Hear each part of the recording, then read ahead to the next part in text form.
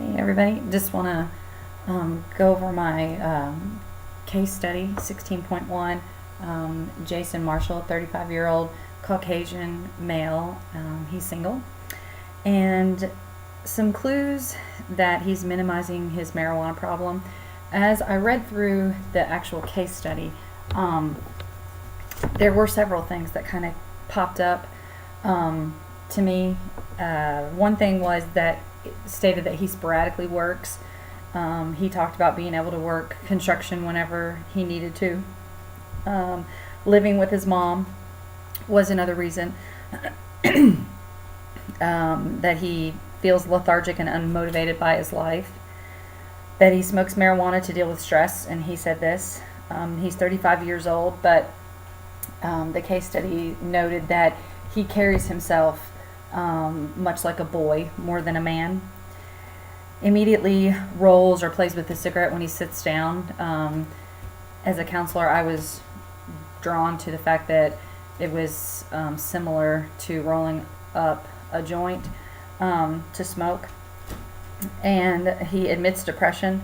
I ask him, are you depressed? And he says, well, his business hasn't been good and his mom needs a lot from him.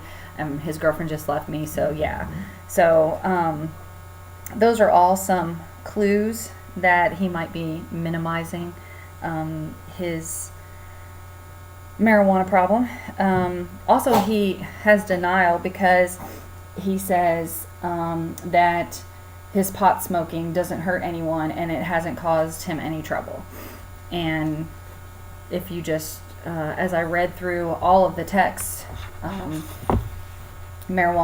smoking marijuana poses a problem as far as smoke inhalation, and it said in the Selecting Effective Treatment book that because those who smoke marijuana may be more detrimental to their lungs than cigarettes because they hold their breath whenever they do it. And so, him saying that it's not causing any trouble to him, seems kind of in denial. And then I noted some inconsistencies. So at first he talks about his work. He says that he has a tough job, and he said it's due to he has two employees that call off, and so he's left to do the work and not able to do it on his own. And so the work's not getting done, and he said that the people that he's working for are getting upset about that. So it doesn't come right out and say it, but the fact that he goes on to say, he can pick up construction jobs anytime to make extra money sounds like he's, maybe not getting paid or at a lesser rate because it's taken him so long. He talks about his girlfriend left him because she is upset because he doesn't have any money. And then his mom asked him, and he specifically said that his mom asked him to move in with her. So he did. Well, then go on down a little bit, and there's inconsistency because he says that he's a decent guy and he's had business trouble due to his mom's needs. So at first he said that his business trouble was due to employees not coming in, and now he's saying that his business troubles are due to his mom's needs. And then the third time that I noticed an inconsistency, his mom comes in the room and is asked some questions, and she said that he's living with her because he couldn't make it on his own. She equates that to his drug problem that he has, and she said that his girlfriend left him because of the drugs, not because of money, but because of drugs, because he was putting the drugs before her. So she also said the whole house smells like pot all the time, and she said that it's been lasting for years. So these are some things that are inconsistent with what he first shared.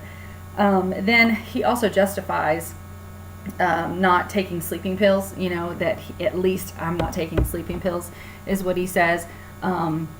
He could be doing that. I know people that are addicts and they're wild and out of control. I keep to myself. I'm laid back, easygoing. So that's his justification for using. He also states that smoking marijuana is mind expanding, but looking at selecting effective treatments, it talks about people who use cannabis typically value relaxation, increased sensory awareness, and elevated mood it provides. However, when used in high doses over a long period of time or by particularly susceptible first-time users, marijuana can cause severe anxiety, paranoid thinking, and perceptual distortions similar to those produced by hallucinations.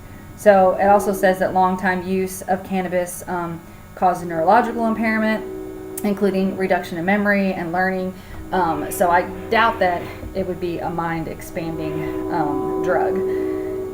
The other thing that lets me know that this is minimizing is the DAST test was done with his permission at the end, and it checks for drugs, and it comes back and says that he has a probable drug problem.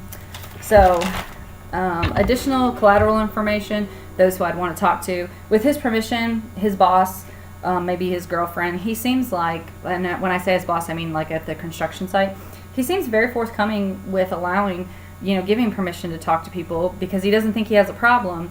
I think is probably one of the main reasons, but he's willing for me to talk to his mom, and so maybe he would be willing to talk to his boss, maybe even his girlfriend. I'd like to consult with my supervision, my colleagues, get their opinion on the matter.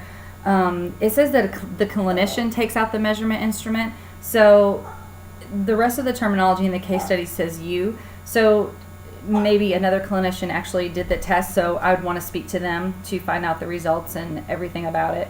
I would want to consult the DSM, the DSM-5 to see, start looking at possible diagnoses, kind of getting some ideas about what could be leading up to a diagnosis. And then another thing that could be done is a urine screen, because marijuana can be detected on there. Of course, it takes someone highly qualified to interpret it if it was positive. So, or even if it was negative. So that would be something else that I could do. Do I think that he has emotional issues? And then what would I consider ruling out? Well, it seems like that he's depressed. He said he is. He seems like he has depression. I think I would want to rule that out because he has been smoking marijuana for such a long time. And his mom states years. Obviously, I don't have an exact date. But just knowing that she's saying years. So I'd want to rule that out to see if the depression is a result of smoking so much marijuana. Also, codependency. I know that's not an emotion, but loneliness, feeling deprived, all of those things kind of go into what would cause someone maybe to feel codependent, that he needs to take care of other people. Maybe he feels that he doesn't want to be on his own, and he's deflecting onto his mom, saying she needs his help because he actually doesn't want to be alone. Maybe he's feeling deprived because he's unable to work and do the things, but I don't think he realizes that the smoking of the marijuana is possibly, what's impeding him from working. Anxiety, I would also want to rule that out due to stress, because it talks about in the Selective Effective Treatments book, that smoking marijuana could cause severe anxiety. And so it doesn't say that he has anxiety, but he experiences stress. So I would like to further talk to him about that. Does the anxiety, does he get anxious? And that turns into stress, and then he smokes marijuana. So just kind of wanting to rule out, that. An initial diagnosis, which this says initial, so I chose 305.20 F12.10, cannabis use disorder, mild. It said in the DSM that he requires, 510. 2 to 3 symptoms are, what is required for diagnosis. It says that at least 2 of the following criteria occurring within 12-month period is required for diagnosis. So I see that he has, cannabis is often taken in larger amounts over a longer period than was intended. That recurrent cannabis use resulting in failure to fulfill major role obligations at work, school, or home.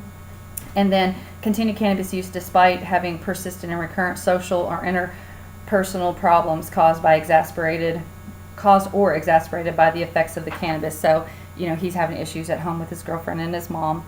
And then some other things Individuals with cannabis use disorder may use cannabis throughout a day or over a period of months or years, and thus may spend many hours a day under the influence.